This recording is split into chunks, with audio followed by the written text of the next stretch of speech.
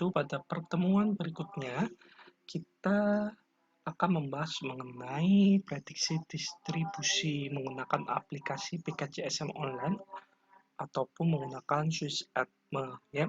Di sini kemarin kita sudah membahas bagaimana prediksi absorpsi menggunakan PKJSM, kemudian program SwissAtme, kemudian SCFView. Sekarang kita akan memprediksikan menggunakan aplikasi, yaitu aplikasi tadi ya, SwissAtme dan PKJSM.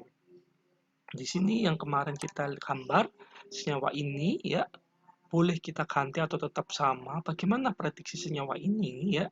Misalnya seperti itu, maka kita tetap lakukan dalam bentuk smiles code ya. Maka kita bisa masuk di sini ke PKJSM online ya. Sebenarnya banyak software yang bisa digunakan web server, cuma kali ini tidak saya bahas semua, hanya beberapa yang bukan similar ya, common saya gunakan ya. Oke, ini adalah topik distribusi. Distribusi ini diprediksikan bagaimana obat ini bisa masuk ke blood-brain barrier (BBB) atau blood placenta barrier, atau obat tersebut lebih terdistribusi pada plasma atau lemak ataupun yang lain. Itu adalah fungsi distribusi ya, untuk distribution prediction ya. Nah, di sini nanti kita akan seperti bisa masuk ya, kemudian kita copy paste ya, kemudian klik distribution.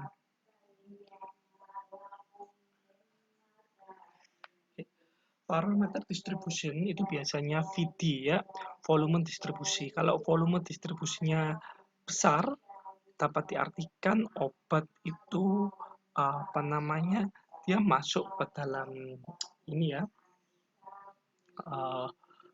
lemak. Tapi kalau kecil, maka dia hanya pada plasma. Itu adalah definisi dari VD, volume distribution ya. Ini satuannya adalah log liter per kilogram ya. Kemudian ada fraction unbound, yaitu obat itu kan kalau misalnya di dalam plasma akan berikatan dengan protein plasma. Protein plasma ini ada yang protein di mana dia itu albumin untuk obat-obat yang bersifat asam, globulin untuk obat-obat yang bersifat basa. Kemudian itu yang sering ya. Nah, ini kalau berapa vaksinasinya? Ini 0,15 ya.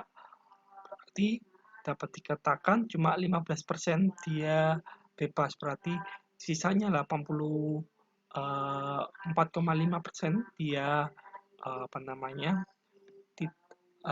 berikatan dengan protein plasma.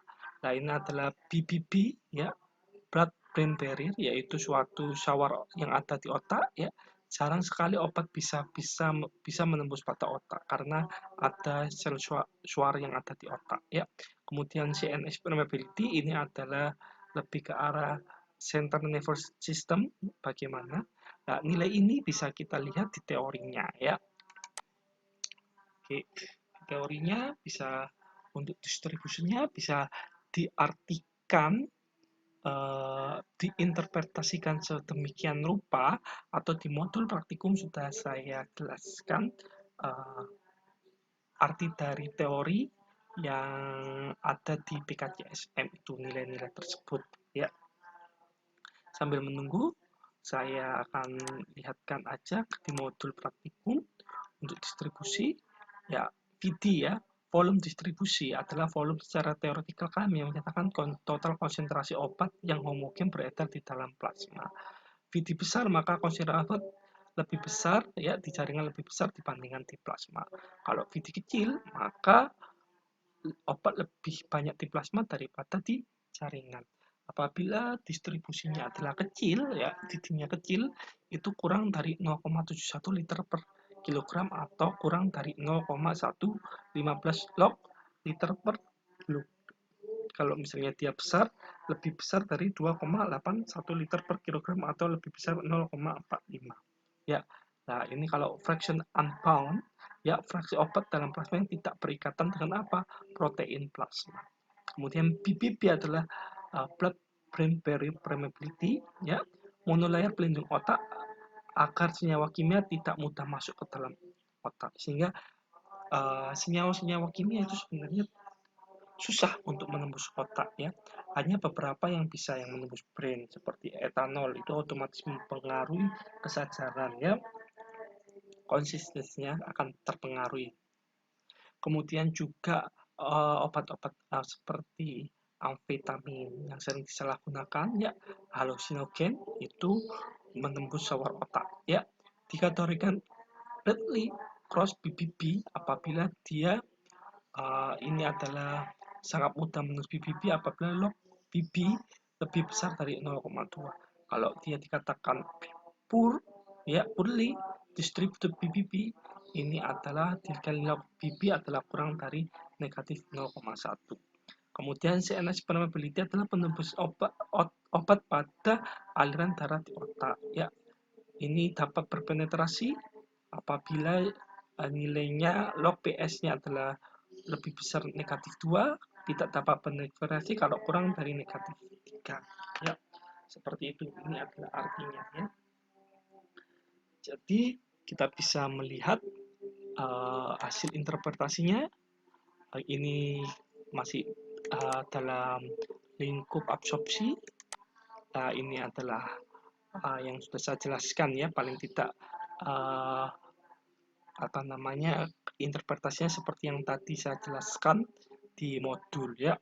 Dikatakan dia low, ya, volume distribution apabila kurang di bawah 0,11 liter per kilogram atau log PD sama dengan kurang dari negatif 0,15, ya. Ini sudah saya terjemahkan hasil dari PKJSM, ya, seperti itu. Oke, tadi kita bisa melihat bagaimana nilainya ini, intinya seperti ini adalah 0,412, ini adalah sekian, ini sekian, bisa diartikan tersendiri, ya, berdasarkan data-data interpretasi dari PKJSM. Kemudian kita juga bisa menggunakan Swiss Atme.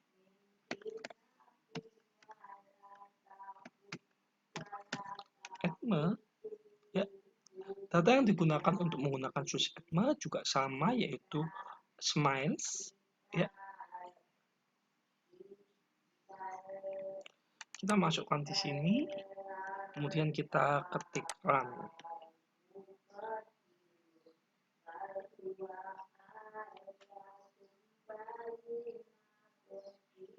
Oke, hasilnya akan terlihat. Prosesnya ini untuk BBB ini, ya, penembusan BBB ini bisa menembus, yes, ya. Ini adalah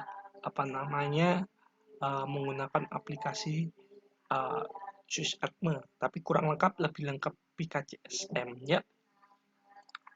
Oleh karena itu kita lihat modul ini, nanti tugas yaitu coba minimal 5, ya, coba buat golongan antibiotik, masukkan di gambar. Caranya sama, yaitu misalnya bisa digambar menggunakan ChemDraw atau menggunakan aplikasi PubChem,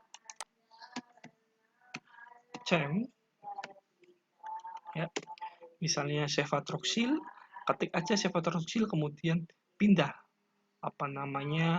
dalam bentuk ininya, ya, smilesnya seperti itu. Misalnya cefatro.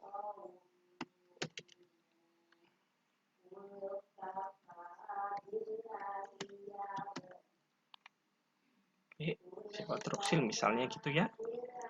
Maka ambil aja data dalam bentuk smiles di sini langsung.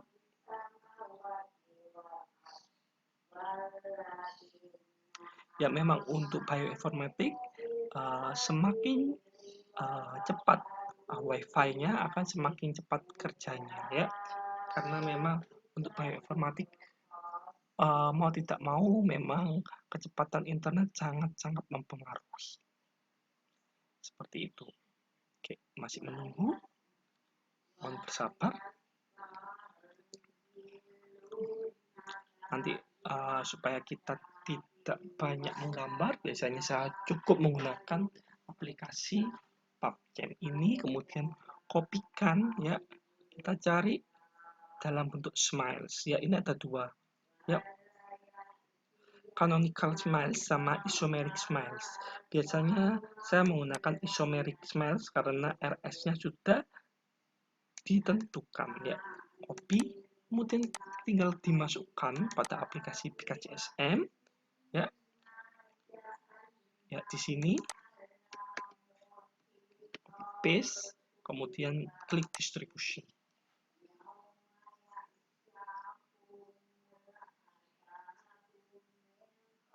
Oke, ini adalah struktur dari cefatroxil ya, dengan molekul properties seperti ini ya. Molekular weight-nya ya, kemudian log P, kemudian rotable bound yang bisa bergerak ya, ada 4, kemudian aseptor ya, hidrogen aseptor, hidrogen donornya ada 4, 1, 2, 3, 4, hidrogen aseptor 1, 2, 3, 4, 5, 6, 7, 8, maaf, hidrogen bond aseptor ada 6 ya. 6 apa aja? Yaitu 1, 2, 3, 4 ya, 5, 6 ya. Sebenarnya kalau misalnya dihitung ini juga bisa 1, 2, 3, 1, 2, 3, 4, 5, 6, 7, 8 ya. Seperti itu. Di sini bisa kita lihat VD-nya sekian, kemudian fraction unbound-nya sekian, BBB permeabilitas sekian, CNS sekian. Ini ada artinya, coba diartikan ya. Kita memang untuk kadar obat bebas pada ciprofloxacin ini sangat tinggi, otomatis tidak seberapa berikatan dengan protein plasma. Demikian topik mengenai prediction distribution ya. Ini sangat berarti banget untuk farmasi, bagaimana prediksi distribusinya seperti apa. Oke, saya akhiri. Semoga bermanfaat. Wassalamualaikum warahmatullahi wabarakatuh.